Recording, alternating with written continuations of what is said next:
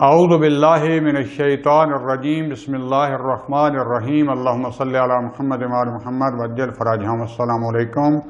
ورحمۃ اللہ وبرکاتہ۔ ہماری بحث چل رہی تھی عصمت کے بارے میں، اور ہم نے عصمت کے بارے میں اس کی اقسام بیان کی، عصمت کی حقیقت بیان کی اور ہدف بیان کیا کہ کیوں امام کو یا حجت خدا رسول اور نبی کو معصوم ہونا چاہیے، اور اس کے آخر میں نتیجہ یہ نکالا کہ بس امام جو ہے وہ حق کا معیار ہوگا، نہ یہ کہ ہم اپنے عقل اور جو ہے اصولوں کے مطابق امام کو پرکھیں کہ امام جو ہے حق اور ہے، امام اس پر پورا اترا یا نہیں، اگرچہ باقی سب کے لیے یہ معیار ہے، لیکن خود جو امام ہوتا ہے وہ حق کا معیار ہوتا ہے، اس کا کردار، اس کی گفتار، اس کا فعل، اس کا قول، یہ سارا حق ہوتا ہے، ہر حق جو ہے اس کے مطابق ہوگا۔ کیونکہ امام جو ہوتا ہے وہ خدا بند عالم کے ارادہ سے کام کرتا ہے، ملا کے حق جو ہے، کیوں حق کیا ہوتا ہے؟ یعنی جو سعادت پر لے جائے، اور سعادت کیا ہے؟ وہ جنت و دوزخ نہیں ہے، سعادت جو ہے وہ ہے قرب خدا، یہ قرب خدا کا انعام ہے جنت، لہذا ملا کے حق یعنی سعادت، اور سعادت کیا ہے؟ یعنی قرب خدا، اور امام کا ارادہ خدا کے ہاتھ میں ہے، ہمیشہ جہاں وہ حرکت کرتا ہے اس کا رستہ جو ہے وہی حق ہے، اس کا کردار حق ہے، اس کی گفتار حق ہے، اس کا قول حق ہے، یعنی خلاصہ یہ کہیں کہ امام جو ہے وہ معیار حق ہے۔ امام کو دیکھیں، نہ یہ کہ امام کو کوئی اور رسول بنا کر اس پر پرکھا جائے۔ لہذا ہم دیکھتے ہیں کہ روز غدیر جو ہے حضرت محمد مصطفیٰ صلی اللہ علیہ وآلہ وسلم نے جہاں حضرت امام علی ابن ابی طالب علیہ السلام کی امامت کا واضح اعلان کیا اپنے بعد، اس سے پہلے بھی کر چکے تھے، تو جب یہ اعلان کیا تو اس میں دعا مانگتے ہوئے واضح فرمایا کہ علی مع الحق والحق مع علی، اللہم ادر الحق معہ حیث دار، کہ علی جو ہے وہ حق کے ساتھ اور حق علی کے ساتھ ہے، اے میرے اللہ حق کو اس کے ساتھ موڑ دے جہاں علی مڑتا ہے۔ ایسا نہیں فرمایا کہ علی کو حق کا مطیع بنا دے، بلکہ کہا کہ حق جو ہے اس کو علی کی طرف موڑ دے، یعنی علی علیہ السلام جو ہیں وہ کیا ہیں؟ معیار حق ہیں۔ لہذا انتہائی واجب الاحترام سامعین، یہ مقام ولایت و امامت حضرت امیر المومنین علیہ السلام یا باقی ائمہ جو ہیں، یہ ان کے سامنے ہمیں تواضع اختیار کرنی چاہیے۔ ان کی اطاعت جو ہے وہ رسول کی اطاعت، اور رسول کی اطاعت اللہ کی اطاعت ہے۔ بس جب یہ عصمت کا اور حق کا معیار ثابت ہو گیا تو اب ہم بحث کریں گے کہ عصمت کا دائرہ کار کیا ہے، عصمت کی حدود کیا ہیں، کہاں تک جو ہے یہ معصوم ہیں۔ مثلا جو ہے ایک اس کی قسمت ہے عصمت سہو سے بھولنے سے بھی معصوم ہونا۔ جب ہم کہتے ہیں کہ انبیاء اور ائمہ علیہ السلام جو ہے وہ معصوم ہیں اور وہ خداوند عالم کے کسی حکم سے بھی جو ہے انکار نہیں کرتے، اس کی حدود سے آگے نہیں بڑھتے، غفلت سے بھی، تو آیا یہ بھول چوک کے بھی کوئی کام کر سکتے ہیں گناہ کا یا نہیں؟ کوئی اشتباہ کر سکتے ہیں؟ آیا ایسا ہو سکتا ہے کہ مثلا امام علیہ السلام جو 2 کی بجائے 4 رکعتیں پڑھ جائیں، یا امام علیہ السلام نے مثلا روزہ رکھا ہوا اور بھول کر دوپہر کو پتہ نہ چلے کہ روزہ یعنی پانی پی لیں یا کھانا کھا لیں؟ تو جو حقیقت ہے کہ اے خدا بند عالم نے جب ان کو ہماری ہدایت کے لیے ہمارا ہادی بنایا ہے، ہمارا امام بنایا ہے، تو یہ اصلاً سب سے بھی جو ہے مبرہ ہیں، اگرچہ اس میں اختلاف پایا جاتا ہے۔ مثلا ہمارے علماء میں سے شیخ صدوق علیہ الرحمہ ہے، اور انہوں نے بعض جو ہے کیونکہ اہل سنت سے بھی جو ہے وہ حدیثیں جو ہیں ان کے جو راوی تھے اہل سنت میں سے تھے، ان سے بھی کی ہیں، اگرچہ ان کو وہ ثقہ سمجھتے تھے،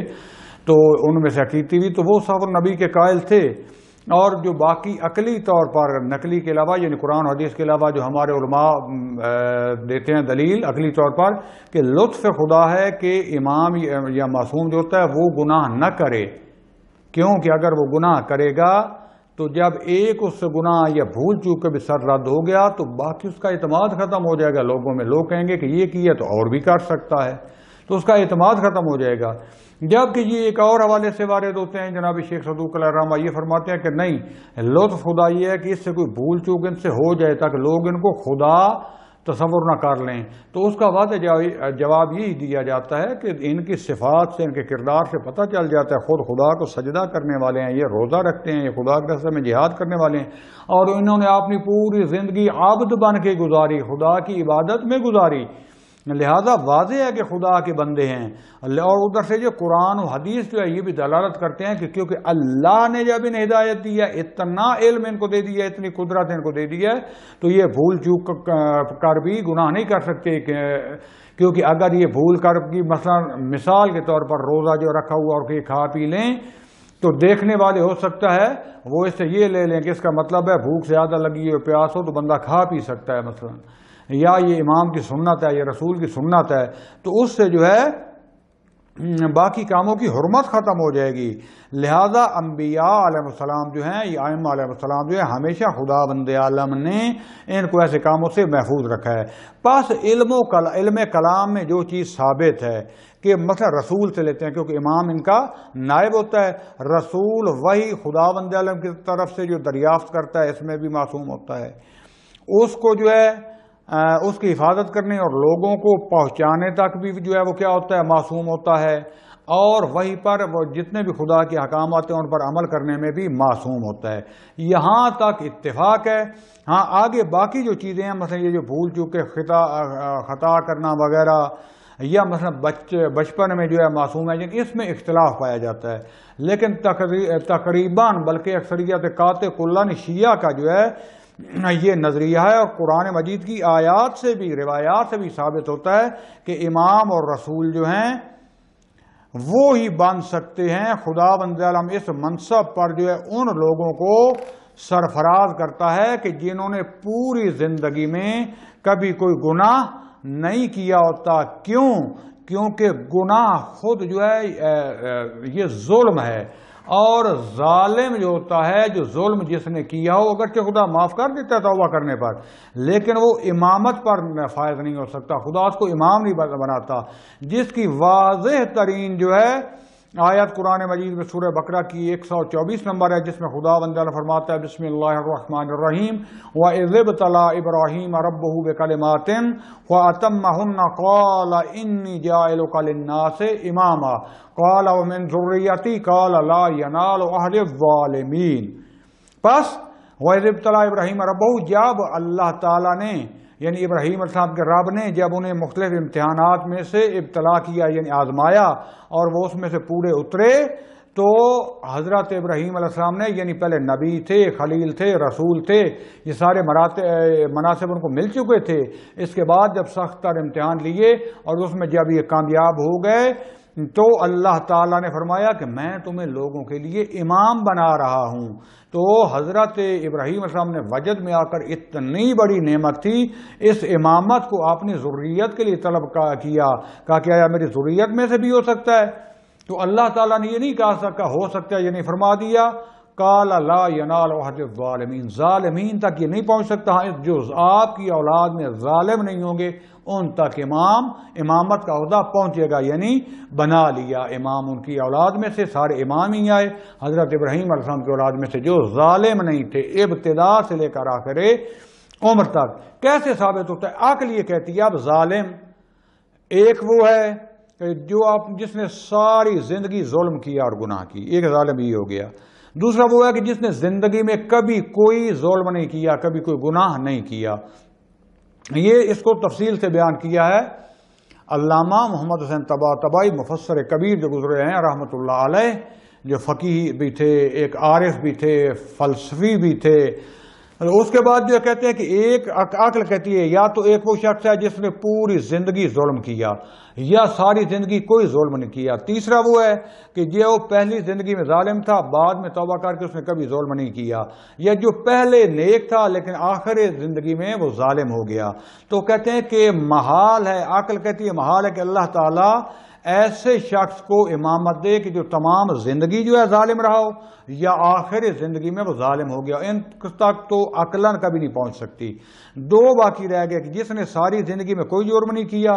یا پہلے جرم یا ظلم کیا تھا لیکن اب ظلم نہیں کر رہا. تو اس میں سے کہتے ہیں کہ اللہ تعالیٰ جو ہے واضح فرما رہا ہے کہ لا ینال عہدی الظالمین, الف لام جو ہے تمام قسم کے ظالمین کو, کہ جس نے کوئی بھی ظلم کیا ہو چاہے پہلی عمر میں بھی کیوں نہ کیا ہو, اللہ اس کو معاف تو کر دے گا لیکن امام نہیں بنائے گا. امام اس کو بنائے گا کہ جو اول زندگی سے لے کر آخر زندگی تک جو ہے وہ گناہوں سے پاک رہا ہو, اللہ تعالیٰ نے اسے بچا کے رکھا ہو, اتنا علم دیا اس کے لیے, ایسے اسباب فراہم کر دیے ہوں کہ وہ ظلم کی طرف نہ جائے. اب یہاں سے پھر جو ہے آخری ایک اور نتیجہ نکلتا ہے, سوال پیدا ہوتا ہے, شبہ پیدا ہوتا ہے کہ آیا جو ہے عصمت جو ہے یہ امام کے اختیار کے منافی نہیں ہے, یعنی اللہ تعالیٰ اس کو مجبور کر کے رکھتا ہے کہ ظلم نہ کرے, پھر اس کی فضیلت کیا ہے, پھر اس کا مقام کتنا بلند ہے کہ جو گناہ کا سوچتے نہیں ہے, جو کو گناہ پر قادر ہی نہیں ہے. تو ایسا نہیں ہے, بلکہ عصمت اس معنی میں ہے کہ خدا بند عالم جو ہے وہ ائمہ اور انبیاء علیہ السلام سے زبردستی اجبار کے ساتھ اس سے گناہوں سے دور نہیں رکھتا, بلکہ عصمت جو ہے وہ امام کو اتنا یا نبی کو رسول کو علم عطا کر دیتا ہے کہ وہ اپنے اختیار سے اتنی مجاہدت کرتا ہے, اتنی کوشش کرتا ہے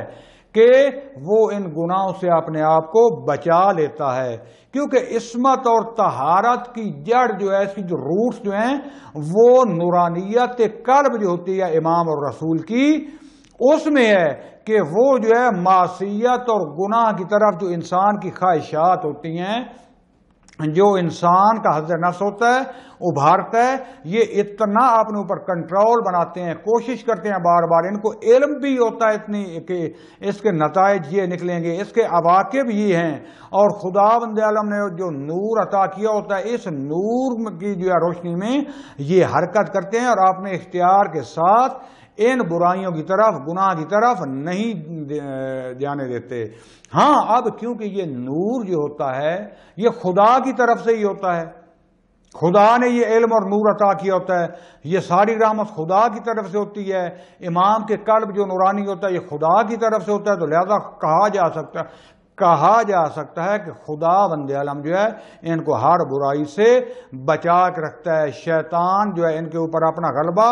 نہیں ڈال سکتا. جس طریقے سے کوئی انسان جو اپنی کوشش کرتا ہے, اپنی محنت کر کے وہ کسی مرتبے پر پہنچ جاتا ہے, اس کو کوئی رزق ملتا ہے, تو ہم کہہ سکتے ہیں کہ خدا بند عالم نے اس کو رزق عطا کیا کیونکہ اس نے کوشش کی تھی. تو لہذا جو ہے یہ ان کے معذرت چاہتا ہوں کمالات جو ہوتے ہیں یہ اختیاری ہوتے ہیں, اور یہ اپنے اختیار کے ساتھ اپنی ابتدائی عمر سے یہ جو مجاہدت شروع کرتے ہیں, یہ اپنے نفس کے ساتھ جہاد شروع کرتے ہیں, یہ اتنی عبادت کرتے ہیں. یہ خدا بند عالم نے کیونکہ ان کو طاہر اور پاک ان کی ولادت ہوتی ہے, رجس و نجس سے دور ہوتی ہے, تو یہ اس پر قائم رہتے ہیں اور اس کی وجہ سے اتنا اپنے آپ کو خدا بند عالم کی قرب میں لے آتے ہیں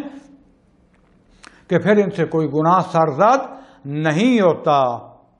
کیونکہ بعض کہتے تھے کہ آپ تو ان کو فرشتوں کی طرح بنا رہے ہیں کہ فرشتے جیسے مجبور ہیں, آپ کو گناہ کا سوچ بھی نہیں سکتے. ہم کہتے ہیں نہیں, ان کو اختیار ہوتا ہے. جیسا کہ ہم زیارت میں پڑھتے ہیں نا, امام علیہ السلام کے سامنے جب شہادت گواہی دیتے ہیں کہ اشہد انکا قد جاہدت فی اللہ حق جہاد, کہ میں گواہی دیتا ہوں کہ آپ نے اللہ کے رستے میں ایسا جہاد, اتنی کوشش کی کہ واقعاً جو جہاد کرنے کا حق ہے. اور جو بھی جہاد ہوتا ہے, جہاد میں ہمیشہ سختیاں ہوتی ہیں, مصیبتیں ہوتی ہیں اور فشار ہوتا ہے, اور جہاں پر جو ہے سختی اور فشار نہ ہو وہاں جہاد کا کوئی معنی ہی نہیں ہے. بلکہ یہ لوگ جو ہوتے ہیں یہ سختی اور مجاہدہ جو ہے اپنے تمائل نفسانی، خواہشات نفسانی کے مقابلے میں اتنا جہاد کرتے ہیں، اتنی ایکسرسائز کرتے ہیں، اور خدا کے دیے ہوئے نور کے جو ہے چلتے ہیں رستے میں، اتنی عبادات بجا لاتے ہیں، اتنا روزہ، ایثار، انفاق کرتے ہیں خدا کے رستے میں، الگو بن جاتے ہیں دوسروں کے لیے۔ لہذا خدا بند عالم نے جس کا سورہ حال عطا میں ذکر کیا ہے امام پنجتن پاک کا، کہ کس طریقے سے امام حسن اور امام حسین علیہ السلام جو ہے 3 دن کا لگاتار جو روزہ رکھتے ہیں، کہ شام کو پہلے تو ان کے گھروں میں کتنا کھانا ہوتا تھا، حالانکہ جو کائنات کے مالک ہیں، لیکن جو انتہائی سادہ سا کھانا بناتے تھے، وہ بھی غریب و مسکین اور جو ہے یتیم و مسکین اور جو ہے ان کو عطا کر دیتے ہیں۔ تو اس کے بدلے میں ایسے ایسے اس مقام پر پہنچتے ہیں کہ ان کے سے جو ہے کوئی غلطی کا شائبہ بھی باقی نہیں رہ جاتا۔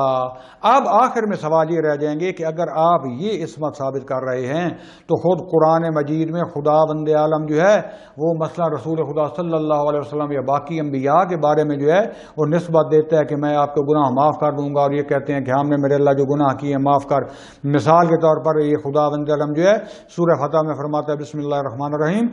انا فتحنا لک فتحا مبینا لیغفر لک اللہ ما تقدم من ذنبک وما تأخر ویتم نعمتہ علیک ویہدیک صراطا مستقیما۔ تو یہ ذنب جو ہے اس کا مطلب عام لوگ گناہ لیتے ہیں جو کہ حقیقت نہیں ہے، تو کہتے ہیں اللہ کیوں کہہ رہا ہے کہ میں تیرے ذنب یعنی گناہ معاف کر دوں گا، سادہ معنی یہ عبارت بنتا ہے ظاہری، تو یہ کیوں ہے پھر اگر یہ گناہ نہیں کرتے؟ تو انشاءاللہ ایسی باقی بھی سوالوں کے جواب جو ہیں وہ اگلے درس میں آپ کے سامنے حاضر ہوں گا اگر خدا بند عالم نے زندگی دی تو۔ صلی اللہ علی رسول الکریم وعلی اولاد الاطیبین الاطہرین والحمد للہ رب العالمین، والسلام علیکم ورحمۃ اللہ وبرکاتہ۔